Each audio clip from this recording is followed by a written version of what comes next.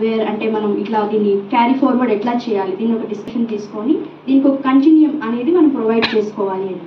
Even professor from the BC cell also has given so many అంటే చాలా valuable inputs ఇచ్చారు. ఎడ్యుకేషన్ని ఎట్లాగా how it will break మన so called backwardness అనేది ఏదైనా ఉంటే దాని నుంచి మనం అధిగమించడానికి ఎడ్యుకేషన్ అనేది ఎట్లా ఇంపార్టెంట్ అని.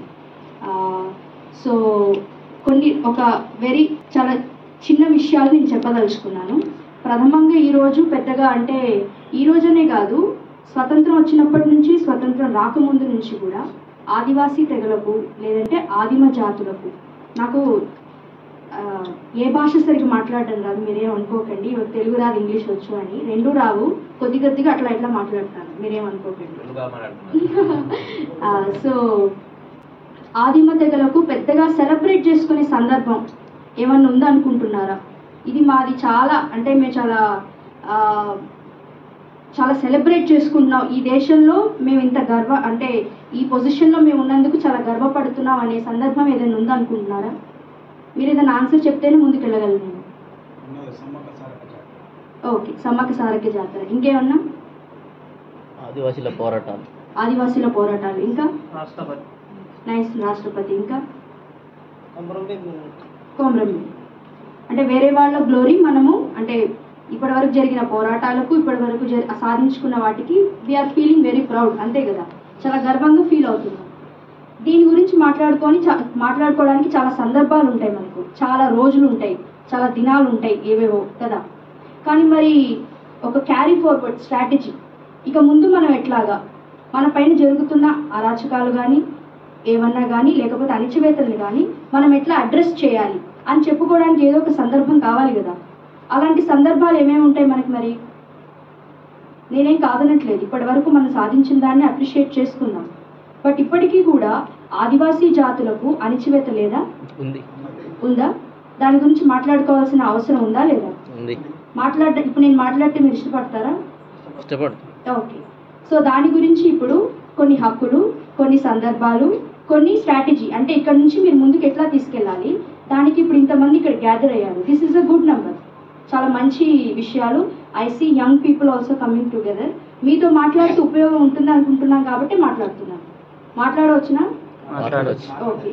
మీరందరూ ఎడ్యుకేషన్ ఇన్స్టిట్యూషన్స్లో ఉన్నారు కాబట్టి మీరందరికీ హక్కుల మీద అవేర్నెస్ ఉంది కాబట్టి, ప్రస్తుతం ఒక అంటే చాలా దురదృష్టకరమైన విషయం, ఆదివాసీ జాతులకు అన్యాయం జరిగే విషయం ఒకటి జరిగింది. GOMS నెంబర్ 3, దాని గురించి అవగాహన ఉందా మీకు? GOMS నెంబర్ 3 అనేది మనం అనుకుంటున్నట్టుగా 100% ఉద్యోగాల్లో రిజర్వేషన్కి మాత్రమే కాదు. సార్ చెప్పారు, మీరు ట్రెడిషనల్ భాషతో పాటు ఇంగ్లీష్ అండ్ హిందీ కూడా నేర్చుకోవాలి మీరు. ఎందుకు? ఉద్యోగ అవకాశాల కోసమే కాదు, ఒక గ్లోబల్ ప్లాట్ఫామ్లో మన గురించి మనం మాట్లాడడానికి.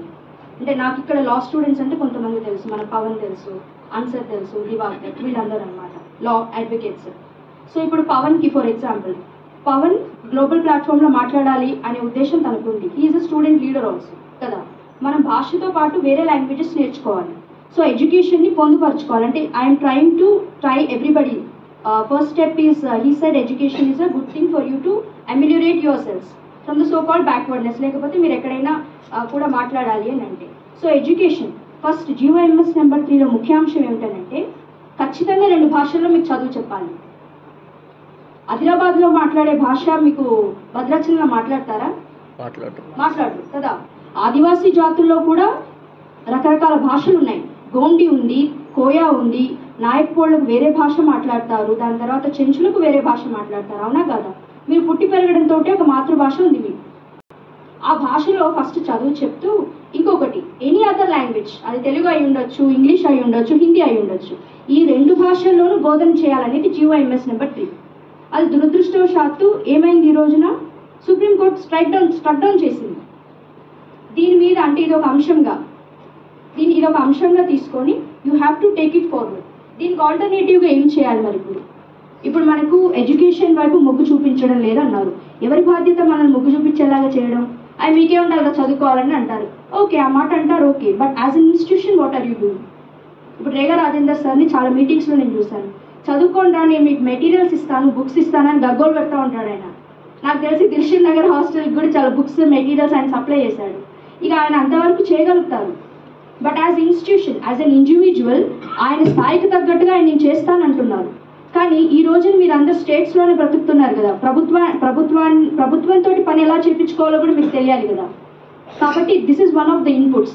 దీని మీద మీరందరూ పనిచేయాలని నేను మనవి చేయడం కాదు, మీరందరూ పనిచేస్తే మీతో పాటు మేము కూడా పనిచేస్తాం. మీరు మాట్లాడకపోతే లేట్ అయింది, లంచ్ కూడా లేట్ అయింది, దానికి నేను బాధ్యురాలి కాదు. చేస్తారా చేయరా? దీని మీద మీకు ఏమైనా విభేదాలు ఉన్నాయా, ఇంకేమైనా తెలుసుకోవాలనుకుంటున్నారా? ఎప్పుడు తెలుసుకుంటారు? ఇంకొక సభ పెట్టుకోండి ఇలాగే, లైక్ షీ సెడ్, ఈ సెమినార్స్ కానీ ఒక అకాడమిక్ డిస్కోర్స్ లాగా మన గురించి మనం ఎప్పుడు చెప్పుకొని చప్పట్లు కొట్టుకోవడం ఇది తగ్గించాలి. ఒక 5% చేయండి, ఇంకెక్కువగా తెలుసుకోవాలి. 95% ఎక్కువగా ఇంకేం చేయాలి, ఈ జాతి అభివృద్ధికి ఏం చేయాలి, ఈ జాతి అభివృద్ధి చెందడానికి ఏం చేయాలి, అణచివేత నుంచి విముక్తి పొందాలంటే ఏం చేయాలి, ఇది ఒకటి GOMS నెంబర్ 3. రెండోది 1/70 రెగ్యులేషన్. ఇది మీకు తెలుసు కదా. 1/70 రెగ్యులేషన్ అనేది భూ బదలాయింపు, ల్యాండ్ ట్రాన్స్ఫర్ని ఆదివాసీ ఏరియాస్లో ఏజెన్సీ ఏరియాస్ అంటే ఎక్కడున్నాయి? అవి 5th షెడ్యూల్ ఆఫ్ ద కాన్స్టిట్యూషన్లో.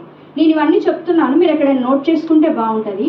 ఇవన్నీ మీకు నోటికి వచ్చి ఉండాలి. ఎందుకంటే బాధితులకే చట్టాలు తెలియదు, మీకున్న హక్కులు తెలియదంటే ఎవడు మిమ్మల్ని రక్షించడు, ఎవడు మిమ్మల్ని కాపాడు. ఒక బానిస ఉన్నారంటే వాళ్ళ చైన్స్ వాళ్ళే తెంచుకోవాలి. ఒక బానిస ఉంటే ఒకవేళ అణచివేతకి ఎవరు గురైతే వాళ్ళే మాట్లాడాలి.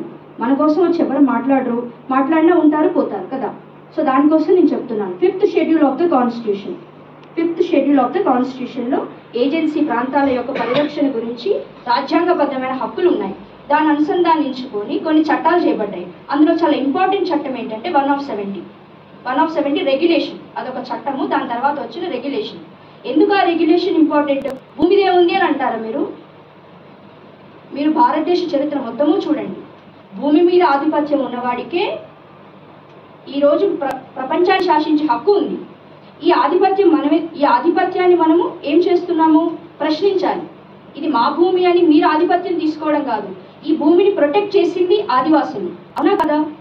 ఇప్పటి వరకు కూడా భారతదేశంలో ఉన్న ఫారెస్ట్ కవర్ అంటే అడవి శాతం ఇంత ఉంది అంటే అది ఎక్కువగా కూడా ఏజెన్సీ ఏరియాస్లోనే ఉంది, అవునా కదా? కరెక్ట్. అంటే దాన్ని ఎవరు ప్రొటెక్ట్ చేసుకున్నారు? ఈ రోజు వరకు మనమే ప్రొటెక్ట్ చేసుకున్నాం, అవునా కదా? అంతే. మీరు మాట్లాడిపోతే నేను మాట్లాడమండి. సో దీన్ని ప్రొటెక్ట్ చేసుకునే సందర్భంలో దాన్ని ప్రొటెక్ట్ చేసుకునే సామర్థ్యము ట్రెడిషనల్ నాలెడ్జ్ అని అంటారు. అంటే ఇక్కడ ఎవరో కూడా పదం వాడారు, Hamida madam I guess. So she was also using traditional knowledge అంటే మన దగ్గర ఉండే నాలెడ్జ్ అనమాట. అంటే ప్రిమిటివ్, మనం ఫస్ట్ నుంచి ఉన్నాం కాబట్టి మనం ఆదిమ జాతులను అన్నారు కానీ తెలివిలేని జాతులను అనలేదు. That is the most modern form of living till today. ఈ రోజున అందరు ఇట్లా వెనక్కి తిరిగి ఆదివాసీలాగా ఆ డైట్ ఫాలో అవ్వాలి, అవి చేయాలి, మేము ఇవి చేయాలని వాళ్ళు అనుకుంటున్నారు. అందులో మీరు you can take pride in it, నేను కాదనడం లేదు.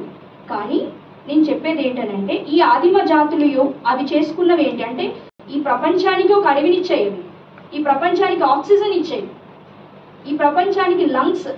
మీకు లంగ్స్ యొక్క ఫంక్షన్ తెలుసు కదా, purification of air, and it will provide you oxygen and helps you అంటే push out the pollutants. Correct.